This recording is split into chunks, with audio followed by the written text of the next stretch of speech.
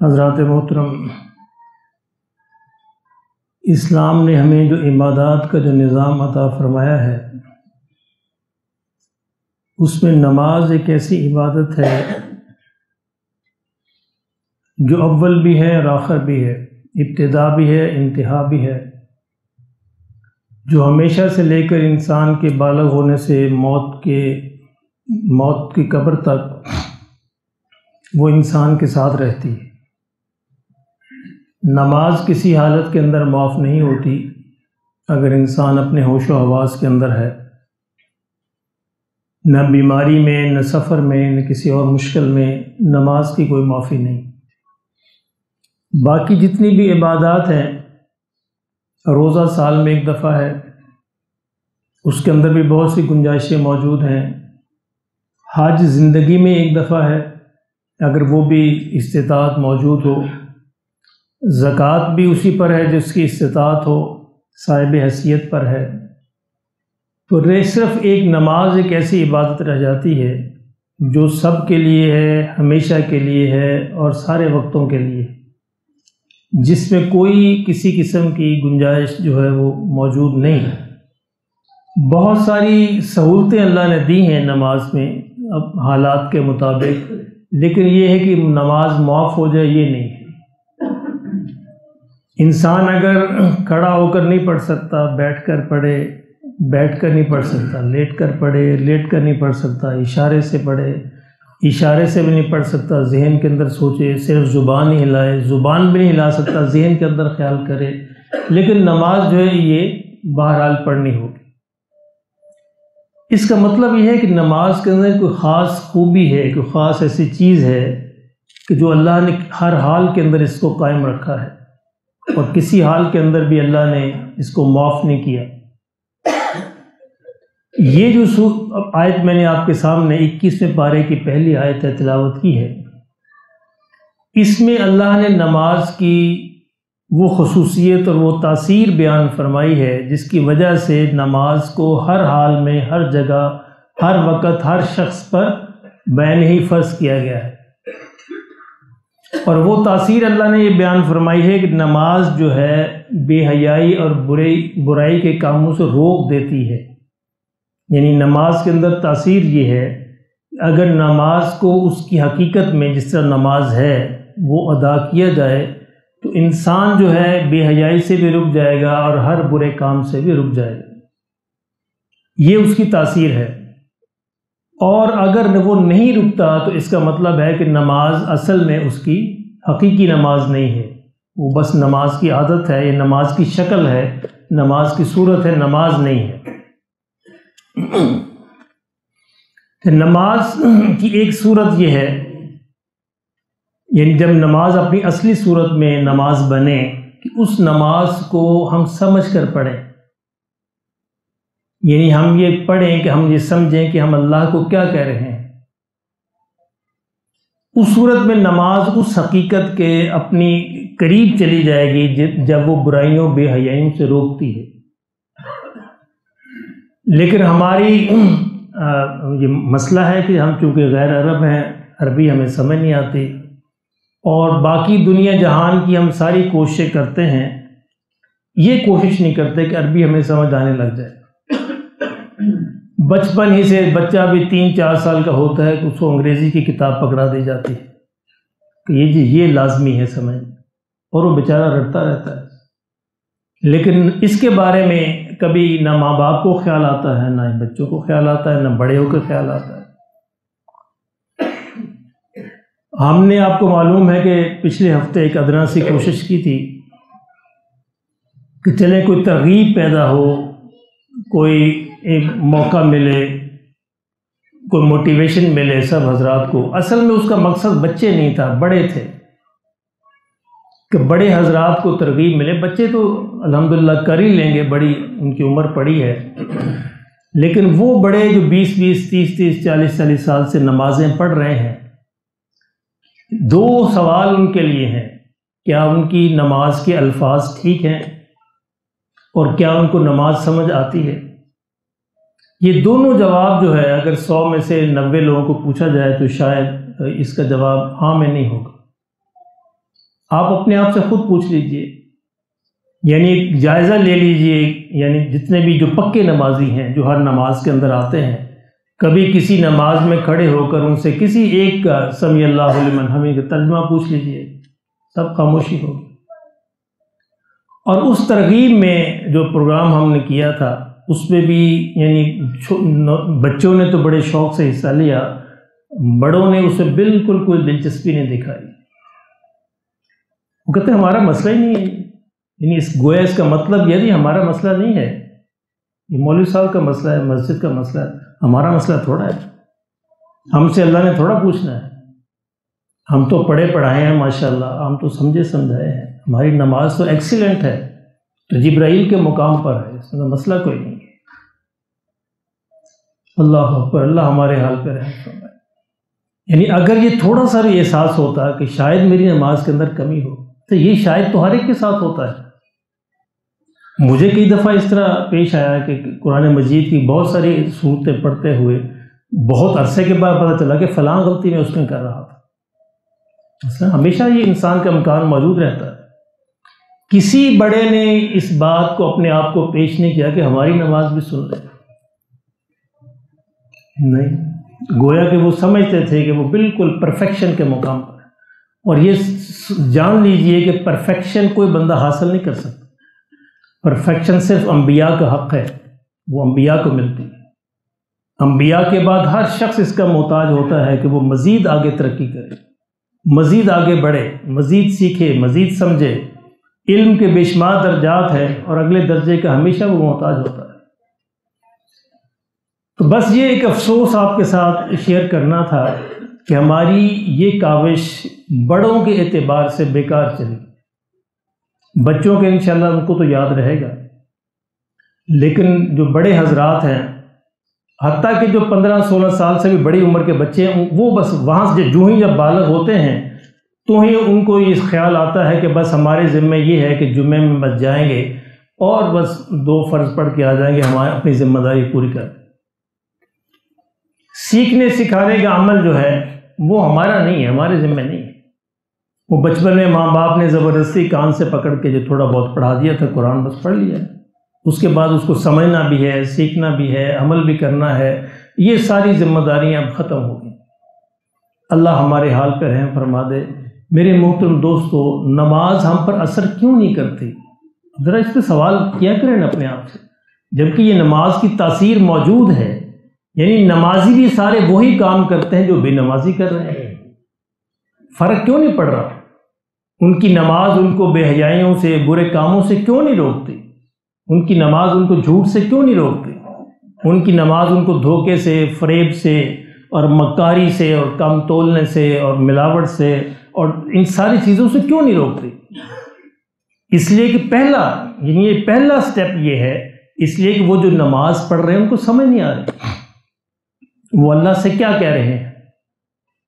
یہ تو پہلا درجہ ہے نا، اس پہلے درجے کے بعد پھر اگلے مدارج شروع ہوں گے۔ سب سے پہلے ابتدائی بات یہ ہے کہ ہم یہ سمجھیں کہ ہم اللہ سے کیا کہہ رہے ہیں، اللہ کے حضور کھڑے ہو کے کہ دیکھیے نماز جو ہے اس کی ایک انفرادی شکل ہے، ایک اجتماعی شکل ہے۔ اللہ رب العزت نے قرآن میں فرمایا، مسلمانوں کی ڈیوٹی لگائی کہ جب بھی ہم ان کو کسی ملک میں حکومت دیں گے تو سب سے پہلا کام یہ کریں گے، نماز قائم کریں گے۔ یعنی حکومت کی بھی ذمہ داری ہے، حکومت کی بھی ذمہ داری ہے کہ وہ اپنے معاشرے میں نماز کو قائم کرے۔ کیا مطلب؟ اس کا مطلب ہے اس نماز کے اندر کوئی ایسی خوبی موجود ہے، وہ خوبی واقعتاً ہے نماز میں۔ نماز جو ہے اجتماعی بھی انفرادی بھی انسان کو اس قابل بنا دیتی ہے کہ وہ معاشرہ ایک روحانی نیک معاشرہ بن جاتا ہے۔ اب ایک نماز جب آپ نماز کے اندر کھڑے ہوتے ہیں تو نماز کے اندر ایک بڑا روحانی ماحول ہوتا ہے، کسی اور بات کو نہیں آپ سوچ رہے ہوتے، آپ کو یہ احساس ہوتا ہے کہ آپ اللہ کے سامنے ہیں۔ اچھا، اسلام یہ چاہتا ہے کہ وہی روحانی ماحول مسلمانوں کے معاشرے کے اندر بھی ہو، جو نماز کے اندر ہے وہی روحانی ماحول مسلمانوں کے معاشرے کے اندر بھی ہو۔ نماز کے اندر جو خوف خدا ہے وہی ماحول، وہی خوف خدا مسلمانوں کے معاشرے کے اندر بھی ہو۔ انفرادی تو ہونا ہی چاہیے، یعنی اجتماعی طور پر بھی ہو۔ آپ کو اگر یہ یاد ہوگا کہ آقا دو عالم صلی اللہ علیہ وسلم جب دنیا سے تشریف لے گئے تو مسلمانوں کے درمیان جو سب سے پہلا اختلاف سامنے آیا وہ یہ تھا کہ خلیفہ اب کون بنے۔ سقیفہ بنی سعدہ کے اندر اجتماع ہوا، صحابہ اکٹھے ہوئے اور اس بات پہ بحث ہوئی کہ خلیفہ کس کو بنایا جائے۔ بڑے بڑے اکابر صحابہ موجود تھے اور کئی لوگوں کے نام سامنے آئے کہ یہ بنا دی جائے، یہ بنا دی جائے۔ جس بات پر اتفاق ہوا، ذرا غور فرمائیں، جس بات پر اتفاق ہوا کہ ابو بکر کو خلیفہ کیوں بنایا جائے، وہ وجہ یہ تھی جس پر سارے خاموش ہو گئے اور جس نے کہا ہاں بالکل یہ بات ٹھیک تھی، وجہ یہ تھی کہ چونکہ آقا دو عالم صلی اللہ علیہ وسلم نے اپنی زندگی میں ابو بکر کو نمازوں کا امام بنایا تھا۔ تو جو نماز کا امام بن سکتا ہے وہ مسلمانوں کی دنیا کا امام بھی بن سکتا ہے۔ یعنی نماز اس قابل بنا دیتی ہے انسان کو کہ نماز کے اندر جو خوبیاں پیدا ہوتی ہیں وہ شخص جس طرح نماز میں لیڈ کرتا ہے وہ مسلمانوں کے معاشرے کو بھی لیڈ کر سکتا ہے۔ اور یہ ایسا ہے، نماز ایک اجتماعی ڈسپلن پیدا کرتی ہے، نظم و ضبط پیدا کرتی ہے۔ وہ نظم و ضبط مسلمانوں کے معاشرے کے اندر بھی نظر آنا چاہیے، لیکن ایسا نہیں ہے۔ اب اس بات پر سب نے اتفاق کیا، سارے صحابہ، کسی نے اس سے اختلاف نہیں کیا۔ انہوں نے کہا ہاں یہ دلیل بالکل ٹھیک ہے۔ حضور کی زندگی میں حضرت ابوبکر نے 17 نمازیں پڑھائی تھیں، اور ایک دفعہ تو آقا دو عالم صلی اللہ علیہ وسلم بھی ساتھ شریک ہوئے تھے۔ تو اس بات پر اتفاق ہوا، یہ دلیل بالکل مضبوط دلیل تھی، سارے خاموش ہوئے اور حضرت ابوبکر کو خلیفہ بنا دیا گیا۔ گویا مسلمانوں کے نماز پڑھنے سے مسلمانوں کے اندر جو خوف خدا، مسلمانوں کے اندر جو روحانیت، مسلمانوں کے اندر جو نیکی اور مسلمانوں کے اندر جو تقویٰ پیدا ہوتا ہے، اس کی جھلک معاشرے کے اندر نظر آنی چاہیے۔ اور مسلمانوں کا جو امام ہے وہی بنے جو مسلمانوں کو نماز پڑھانے کے قابل بھی ہو۔ اب اللہ ہمارے حال پر رحم فرمائے، خلافت راشدہ کے بعد سلسلہ ختم ہی ہو کے رہ گیا تھا۔ اب دیکھیں اس حد تک یہ ترغیب دیتی، نماز تربیت دیتی ہے۔ اب اگر امام بخاری رحمۃ اللہ علیہ نماز پڑھا رہے ہوں، امام ابو حنیفہ پڑھا رہے ہوں، فرض کریں نماز پڑھا رہے ہوں، اور وہ قرات کرتے ہوئے کوئی غلطی کر جائیں، تو ایک عام بندہ بھی، میرے جیسا گناہ گار بھی ٹوک سکتا ہے کہ جی آپ نے یہ غلطی کی ہے، اور ان کی یہ ذمہ داری ہے کہ ٹھیک کریں اس کو۔ یہ تربیت ہے کہ مسلمانوں کا معاشرہ ایسا معاشرہ بنے کہ ایک عام آدمی بھی کھڑا ہو کے وزیر اعظم کو ٹوک سکے کہ تم نے یہ غلطی کی ہے، اور اس کی ذمہ داری ہے کہ اس کو ٹھیک کرے، اس کو برا نہ محسوس کرے۔ یعنی اگر یہ ایسا ہو جائے، چاہے امام بخاری ہو یا امام ابو حنیفہ ہوں، وہ نماز پڑھا رہے ہیں، مسلمانوں کا ایک بچہ ٹوک سکتا ہے، اور ان کی یہ ذمہ داری ہے کہ وہ اس کو ٹھیک کریں، اس کو ایکسیپٹ کریں، تسلیم کریں کہ ہاں مجھ سے غلطی ہوئی ہے۔ لیکن ہمارے یہاں یہ رواج نہیں ہے تسلیم کرنے کا۔ اور اب تو ہمارے ایک دفعہ ابوظبی میں تھا، ایک صاحب نماز پڑھا رہے تھے، میں تو حافظ نہیں ہوں، لیکن اگر انسان نے عربی زبان یا گرامر پڑھی ہے تو پتہ چل جاتا ہے کہ اس نے یہ فلاں غلطی کر دی ہے، قرات کے اندر زیر زبر غلط پڑھ دی ہے، کچھ غلطی کی۔ تو میں نے انہیں کہا امام صاحب سے کہ لگتا ہے آپ نے فلاں آیت غلط پڑھی۔ انہوں نے کہا کہ تم حافظ ہو، آپ کو غلطی ماننا بہت بڑی بات ہے، آسان تو نہیں۔ میں نے کہا نہیں جی میں حافظ نہیں ہوں۔ تمہیں کیسے پتہ چلا؟ مجھے پتہ چل گیا، بس جیسے چل گیا، آپ دیکھ لیں ذرا، قرآن کھول کر دیکھ لیں۔ اچھا دیکھیں گے، مطلب وہ غلطی کو ماننے کے لیے تیار نہیں تھے۔ اب میں قرآن اٹھا کے لے، میں کہا دیکھ لیجیے، اب دیکھا تو ٹھیک، میری بات ٹھیک تھی۔ تو یہ وہ ماحول پیدا ہونا چاہیے کہ انسان، ابو بکر کھڑے ہوں، عمر کھڑے ہوں، عثمان و علی کھڑے ہوں، ایک عام بچہ بھی ٹوک سکتا ہے، اور یہ ہوتا رہا ہے مسلمانوں کے معاشرے میں، یہ ہوتا رہا ہے۔ امام کعبہ، مجھے ان کا نام بھول رہا ہے، وہ بیان کرتے ہیں کہ مجھے بڑا یہ دل میں ہوتا ہے نا کہ میں تو کعبہ کا امام ہوں۔ ایک دفعہ کہتے ہیں میں کسی ملک کے اندر گیا کسی دورے پر، ظاہر ہے لوگوں نے کہا آپ امامت کروائیے، کہتے وہاں میں نے تلاوت شروع کی تو اس میں غلطی کر دی، تو پیچھے ایک بچے نے کھڑے مجھے ٹوک دیا۔ کہتے میں نے کہا یہ ہے قرآن کا اعجاز، کہتے میں نے رب کا شکر ادا کیا، یا اللہ یہ ہے قرآن کا اعجاز، ایک بچہ بھی امام کعبہ کو ٹوک سکتا، کوئی حرج نہیں ہے اس میں، اس کی ذمہ داری ہے اس کو ٹھیک کرے۔ تو میرے محترم دوستو، میں عرض کرنے کی کوشش کر رہا ہوں کہ ہم مسجد میں مختلف حوالوں سے اس بات کی کوشش کرتے رہتے ہیں، مختلف عنوانات سے، مختلف ترغیبات سے، کہ یہ شوق پیدا ہو کہ ہم نماز سیکھنے والے بن جائیں۔ پہلی بات یہ کہ اس کے الفاظ جو ہم پڑھتے ہیں نماز میں، کہ ہم ٹھیک پڑھ رہے ہیں، اور دوسری بات یہ ہے کہ ہمیں اس کا ترجمہ آتا ہے. اچھا میں ایک عام سی مثال دیتا ہوں. ہم نماز میں درود شریف پڑھتے ہیں.